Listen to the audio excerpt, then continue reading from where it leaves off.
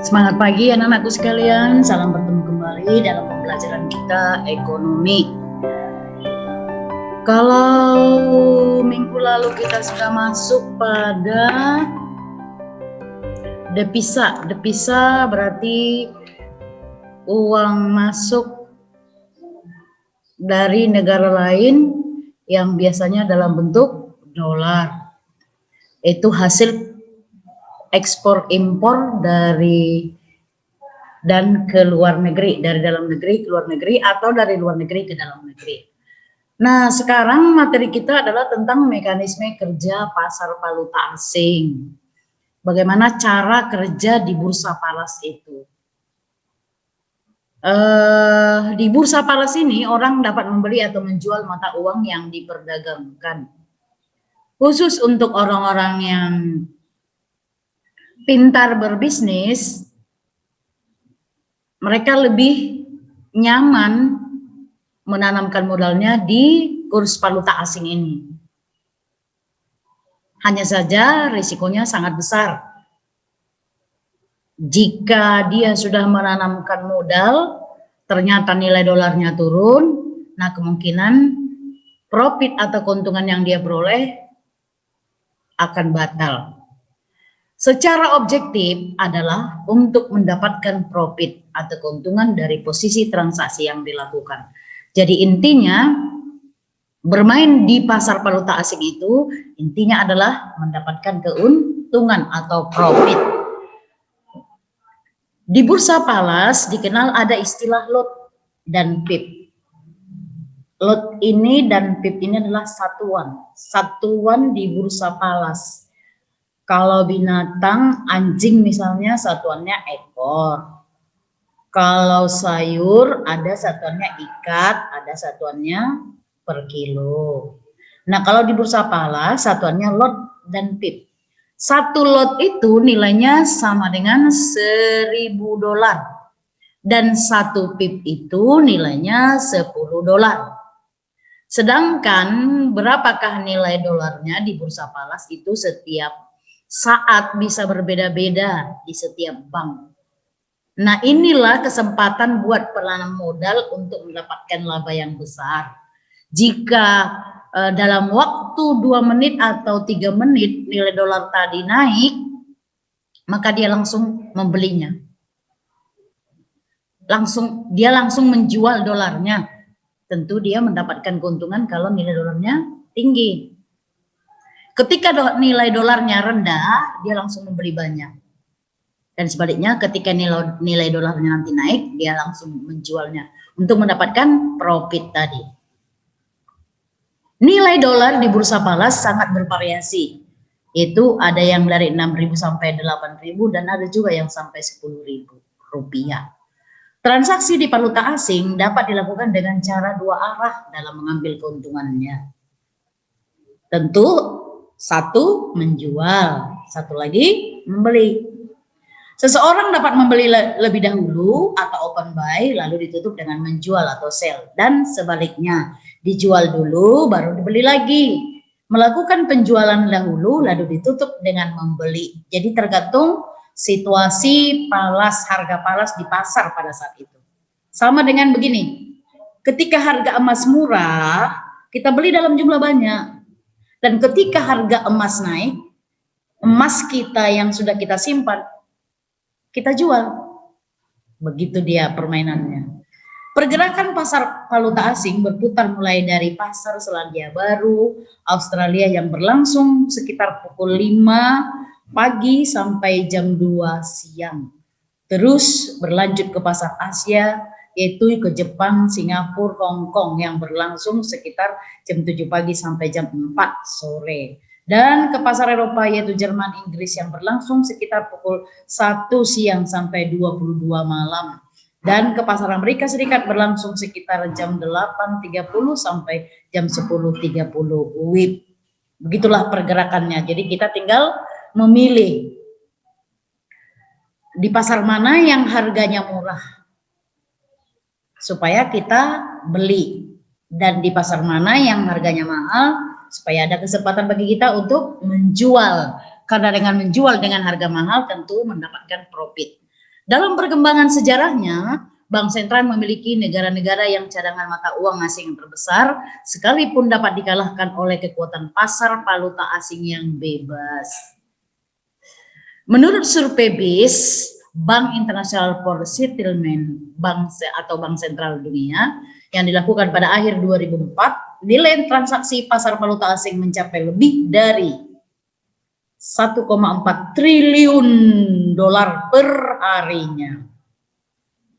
Nah, orang-orang yang senang berbisnis uang, nah dia pasti terus di depan komputer untuk melihat harga-harga dari valuta asing tadi. Mengingat tingkat likuidasi dan percepatan pergerakan harga yang tinggi tersebut, valuta asing juga telah menjadi alternatif yang paling populer untuk orang-orang yang berduit atau beruang. Karena ROI, Return on Investment, atau tingkat pengembalian investasinya, serta laba yang akan didapat bisa melebihi rata-rata perdagangan pada umumnya. Nggak ada yang mengalahkan keuntungan dari perdagangan valuta asing ini, kalah dengan perdagangan di pasar yang kita kenal seperti selama ini. Akibat pergerakan yang cepat tersebut, maka pasar valuta asing juga memiliki risiko yang tinggi. Untungnya tinggi, juga risikonya tinggi. Ketika kita beli harganya masih 50 misalnya, kita mau menjual harganya sudah masuk ke 15. Nah, pada saat ini kita akan mengalami kerugian besar. Kalau Anda sanggup menahan uang tadi, ya sudah, tak usah dibeli. Tapi kalau kita ingin terus melakukan perputaran uang tadi, ya terpaksa kita harus membeli dengan harga yang murah tadi, menjual dengan harga yang murah. Berarti kemungkinan besar kita tidak akan memperoleh keuntungan. Karena hal inilah wajar ketika 1997 terjadi krisis keuangan di negara Asia. Begitupun 1991 di Amerika terjadi juga krisis keuangan karena permainan uang tadi. Dalam pasar valuta asing tidak ada keseragaman. Dengan adanya transaksi di luar bursa valuta asing atau over the counter sebagai pasar tradisional dari perdagangan valuta asing, banyak sekali pasar valuta asing yang saling berhubungan satu sama lainnya di mana mata uangnya berbeda diperdagangkan, sehingga secara tidak langsung artinya bahwa tidak ada kurs tunggal mata uang dolar. Kurs tunggal berarti kurs satu-satunya, melainkan kurs yang berbeda-beda. Kalau berbeda-beda berarti tergantung situasi pasar, tergantung permintaan dan penawaran dari si pembeli dan si penjual, tergantung pada bank mana atau pelaku pasar mana yang bertransaksi. Itu ya. Jadi nggak ada harga yang tunggal. Tidak ada harganya sama di pasar Amerika, di pasar Jepang, pasar ini nggak ada. Semuanya berbeda-beda tergantung kepada situasi dan kondisi pembeli dan penjual pada saat itu. Namun dalam prakteknya perbedaan tersebut seringkali sangat tipis. Walaupun berbeda, tapi perbedaannya tipis. Artinya kalau di sana dijual 50, di sini dijual 51,5, kira-kira demikian. Kalaupun berbeda, perbedaannya tidak terlalu jauh, itu maksudnya ya.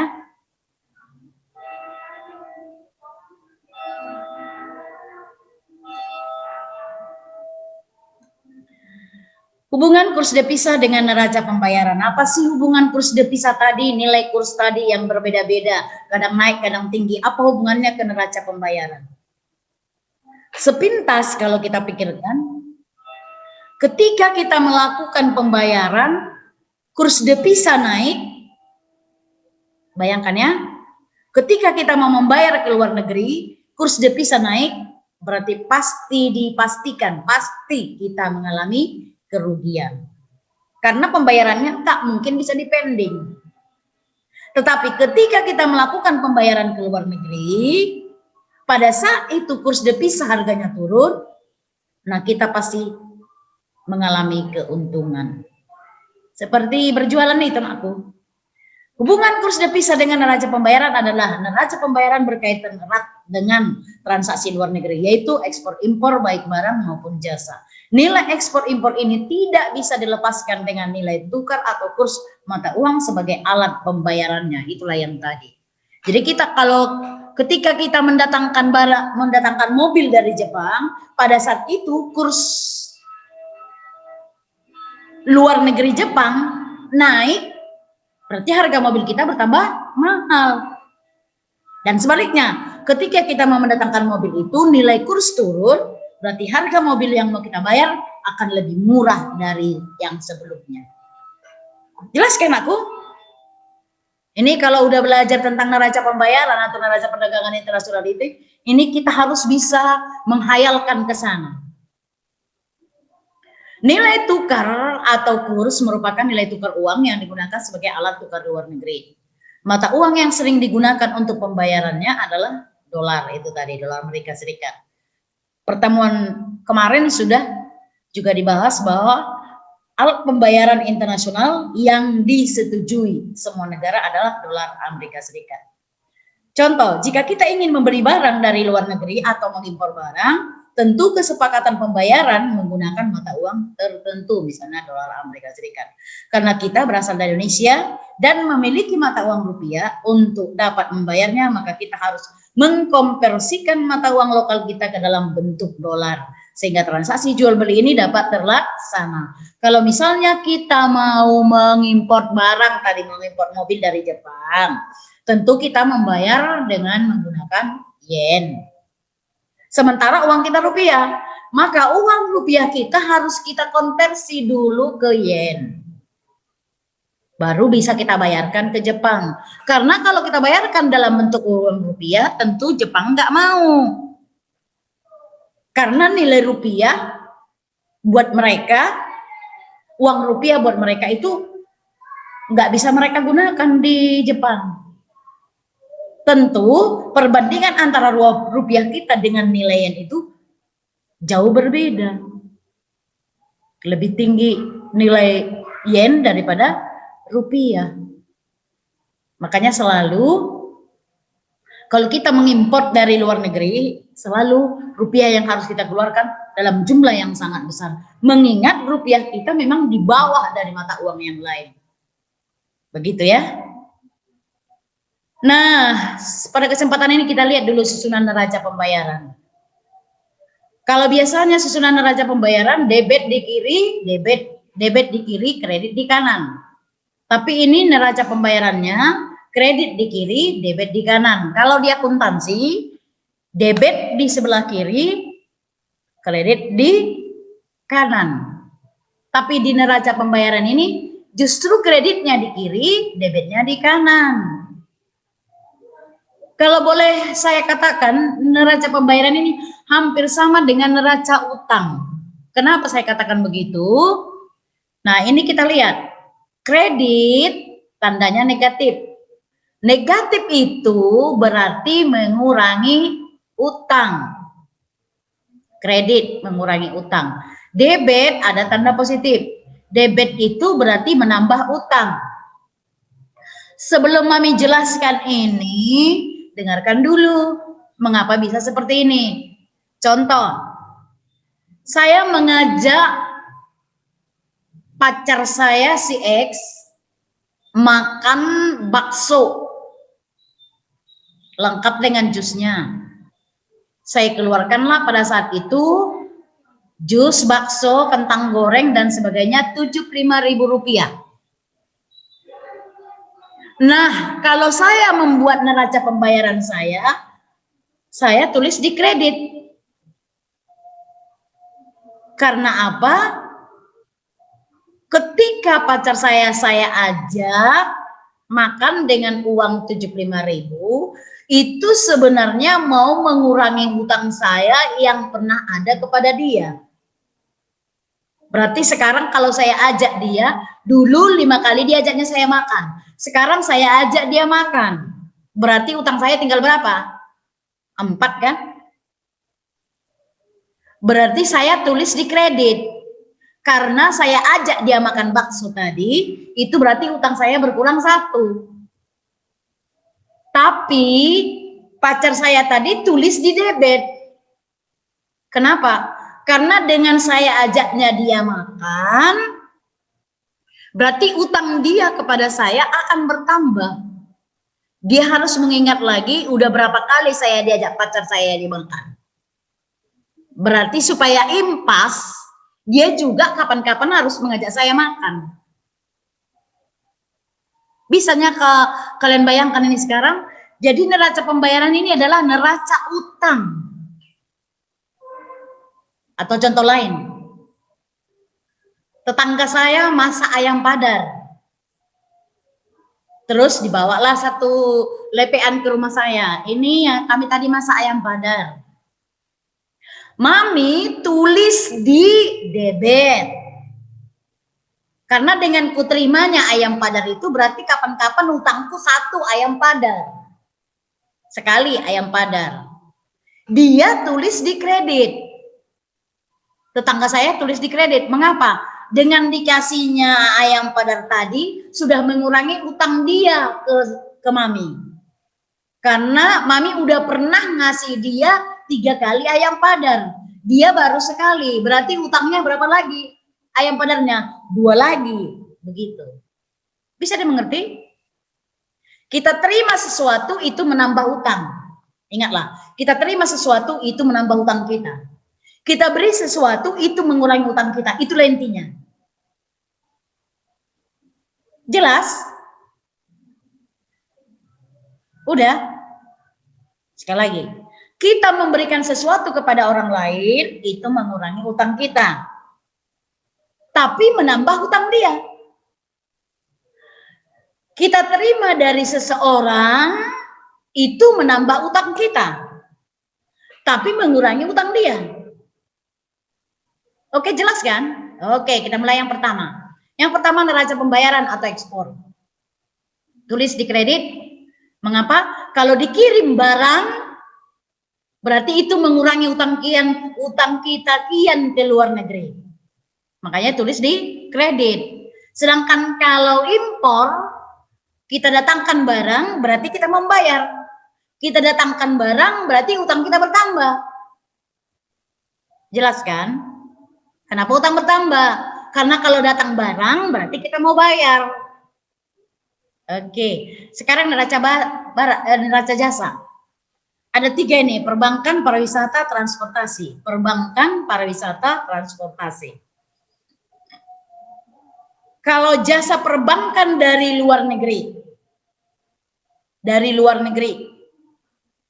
kita tulis di kredit. Jasanya.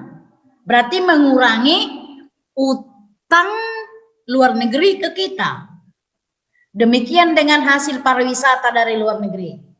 Mengurangi utang mereka, transportasi dari luar negeri, mengurangi utang mereka. Sementara kalau kita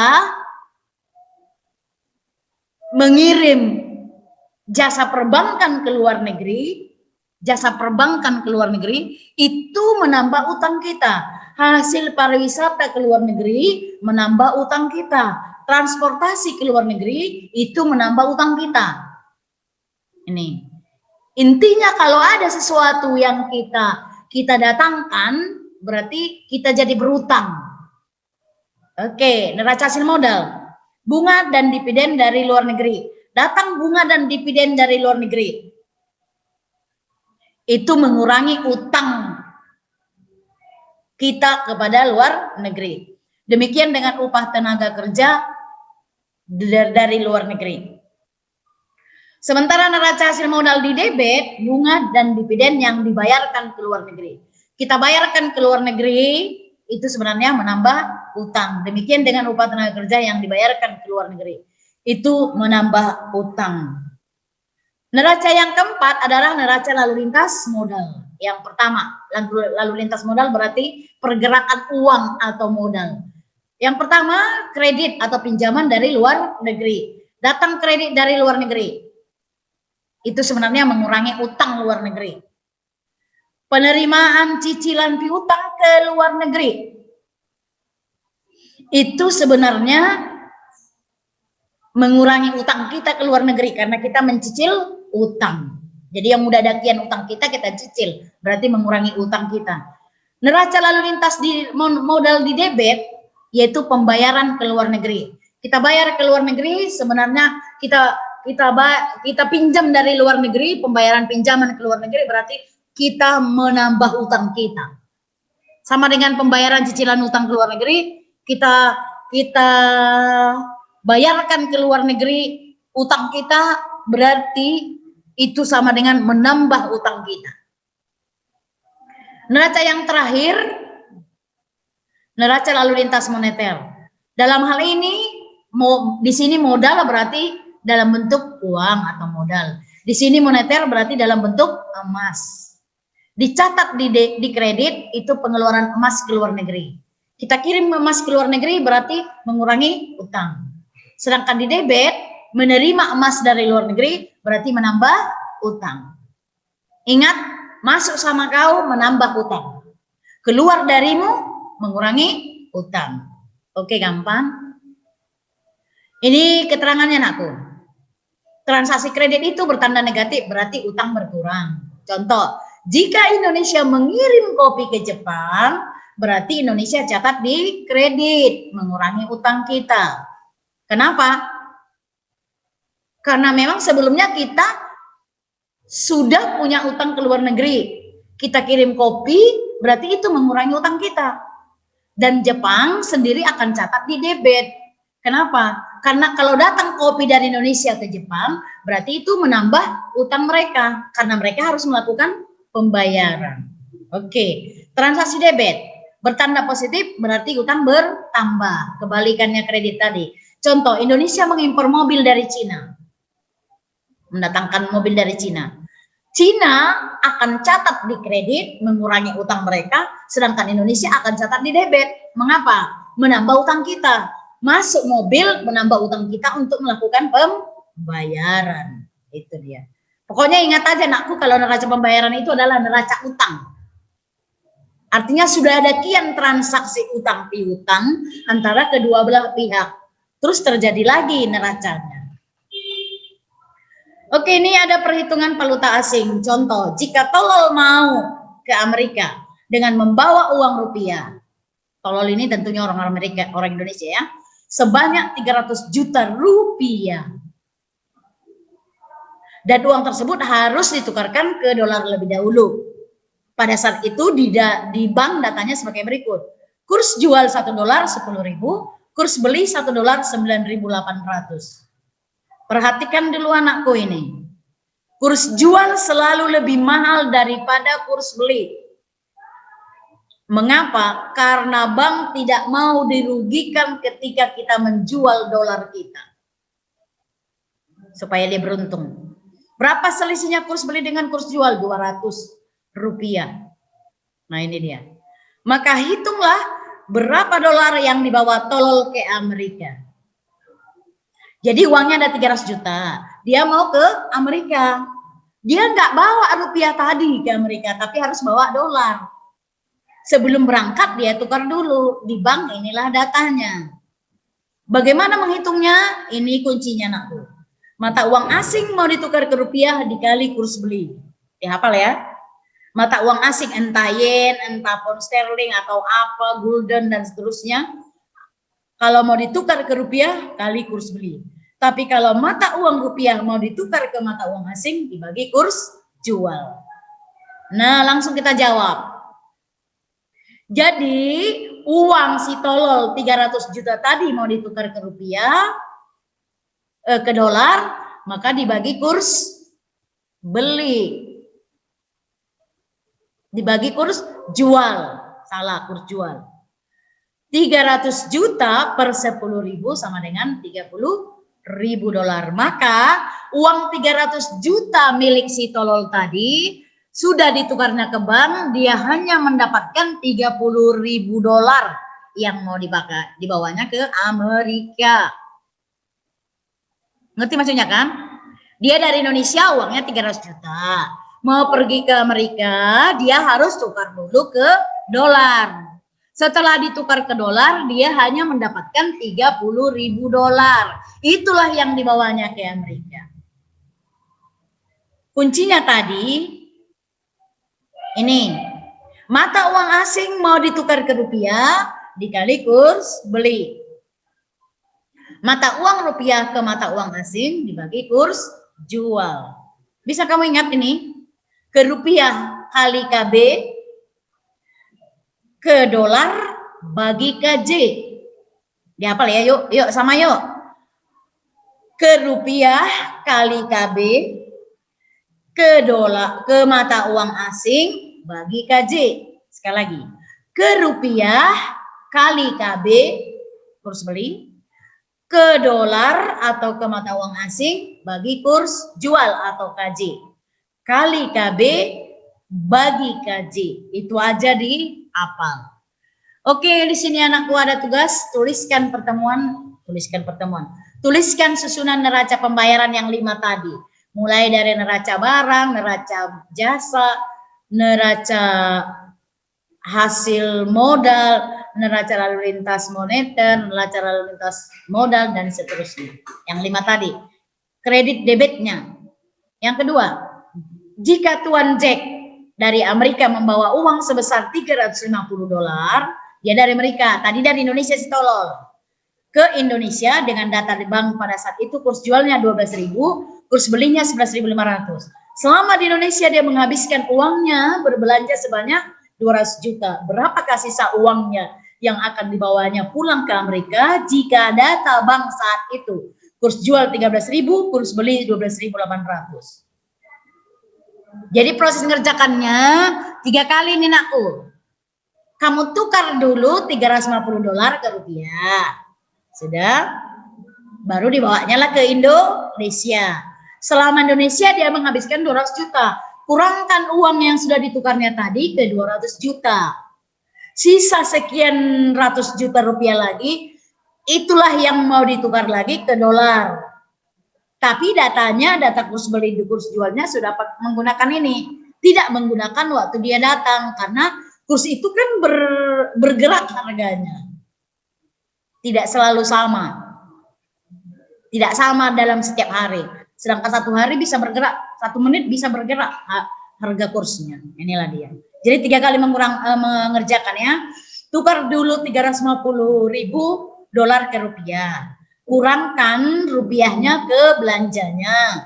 Sisa belanjanya baru lagi ubah lagi ke dolar. Nanti boleh ditanya di WA kalau misalnya kurang jelas cara mengerjakannya ya.